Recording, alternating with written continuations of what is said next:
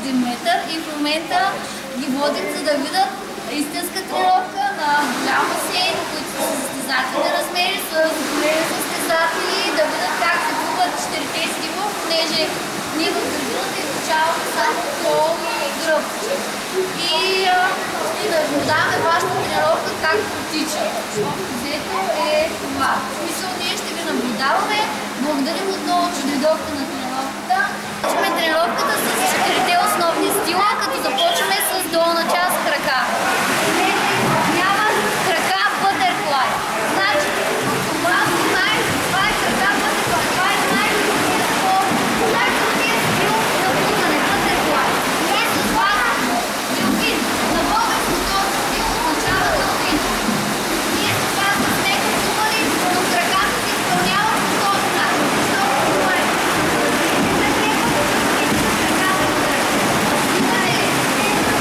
Виждате ли как петичките ни излизат над водата, което казваме на вас? Когато плувате, петичките са под водата. Само им излиза лек, виждате?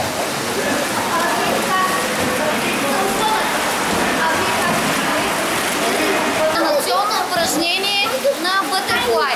Плуват крака бътерфлай и използват само едната ръка. Това е координационно упражнение, което е малко по-трудно спрямо целия бътерфлай. В момента плуват с дясна и лява ръка. Сега плуват бътерфлай, използват само едната ръка. Това е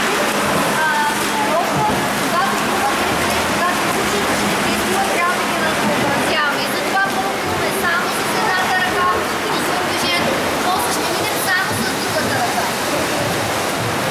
Стил бътерфлай, който е с двете ръце напред и краката са врати. Така се плува стила бътерфлай и на български делфин. Виждате ли как изкарват двете ръце и ритат с краката?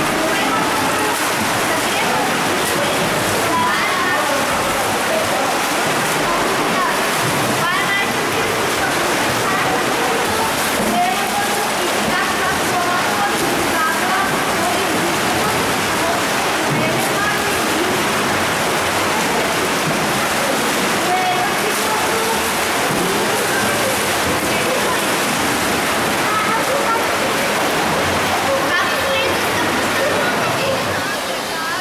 нашите деца го правят в градината. Мен ще бъдат и оригинала на крака гръб. Сега, крака гръб, които ние плуваме в градината и което казвам упражнението с ръчичките. Виждате ли къде са ръчичките? Да, те са и без дъски, но вижте ръцете са и под главата. Главата гледа нагоре. Виждате ли? Колената ни, да, колената излизат ли над вода? Не. Пръстите излизат ли над вода? Съвсем лекичко. Виж, и са опънати като стрели. А не е така. Виждате ли? Отново ръката горе и другата тук. Едната е горе, другата прави пълно кръг. Другата си почва да се и така редуваме едната и другата. Координационно упражнение. Това е втория стил, който ние с вас още не сме почнали да изучаваме, защото просто е по-сложен координационно. Да. Там краката с ето така като шапка. Като шапка са, да. Отварят се и се събират. Отварят се и се събират. Добре. Виждате ли? Искам да видите ръцете как се подгоре на ръцете, как са отпълнати. Тялото им е над водата. И как само отварят краката и се събират. Няма такива неща. Всичко е така.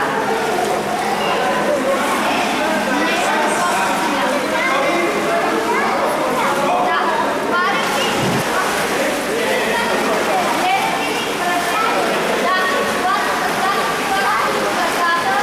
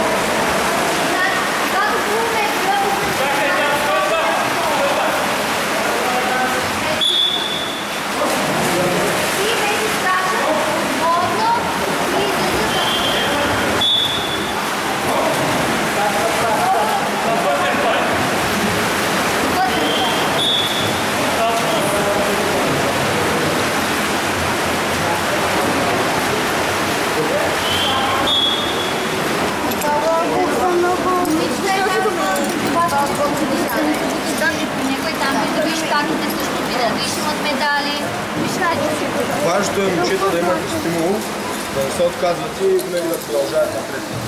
Ние винаги може да сте първи, някой има и проваля. Това не трябва да накарат се отказват. Най-големите шампиони е Петър Стойчев, който е на маратон.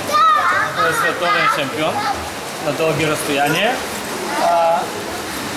Айдарски също, който е на големи състезания. Антон Иванов. И Таня Богомилова, която е олимпийска шампионка, нали, по плуване. И други имат.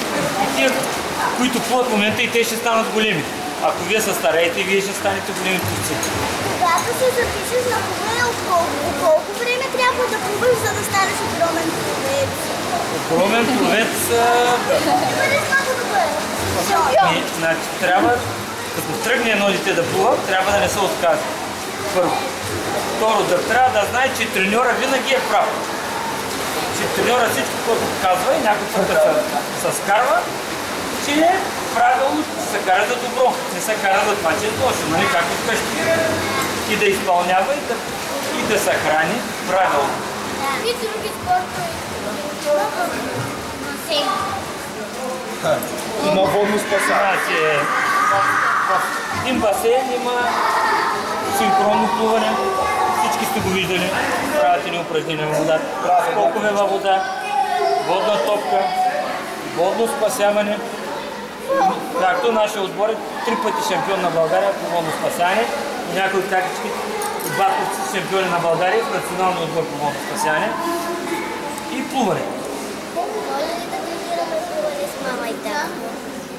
Може да тренирате с плуване с мама и татко, кога само не, обаче за това са треньорите, за това са учителите, за това са всеки родител не може да бъде треньор. Имаме европейски шампион по водно спасяване, това е Мария Златкова, която се състезава също и по плуване и в момента е и треньор на този клуб. Обаче, може да ли каже тя няколко думи, колко пъти ходила на тренировка, по колко пъти на ден, за да стане шампионка, защото не зададете този въпрос, какво е необходимо, за да станем шампиони. Да, сега ще ти отговори и тя. Аз тренирам от много време плуване. Може би 18 години. Вие на колко сте? И 3 пъти повече, отколкото вие, на колко години сте вие. И съм ходила всеки ден на тренировка, някакъв път съм ходила по 2 пъти на тренировка на ден. Много съм тренирала и съм слушала много треньора ми, защото той винаги не знал какво трябва да ми даде, за да бъда аз толкова добра.